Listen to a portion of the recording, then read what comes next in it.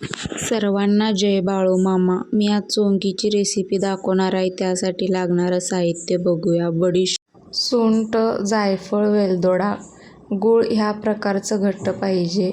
नेहमी आपण चपाती करताना पीठ कसं मळतो तसंच मळायचं, पण थोडं घट्ट. मग हे चोंगीचं पाट, खोबरं किसलेलं, खसखस, थोडं लावायला पीठ, जायफळ, सुंठ, वेलदोडा ह्याची एकदम बारीक पूड करून घ्यायचं. एक डब्बा घ्यायचं. मग हे गोळा घेऊन त्याच्यावरती लाटायचा हळूहळू, लय जोर लावायचा नाही.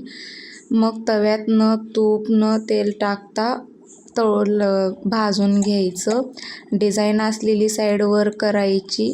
ते चपातीचं प्लेन साईड आहे ते तव्यात शेकायचं, म्हणजे डिझाईन काय होणार नाही त्याला. मग नंतर जरा दाबून त्याला जरा शेकून घ्यायचं. एका डब्यात घ्यायचं. त्यावरती हे पहिला खोबरं, खसखस हे सगळं टाकून घेऊन मग ते जायफळची पूड तेन टाकायचं, सुंठचं तेल. मग वरनं पाक आपल्याला गोड कसं पाहिजे ते टाकायचं. आपले चोंगी तयार आहेत. आणि लाईक, शेअर, सबस्क्राईब नक्की करा आवडला असेल तर.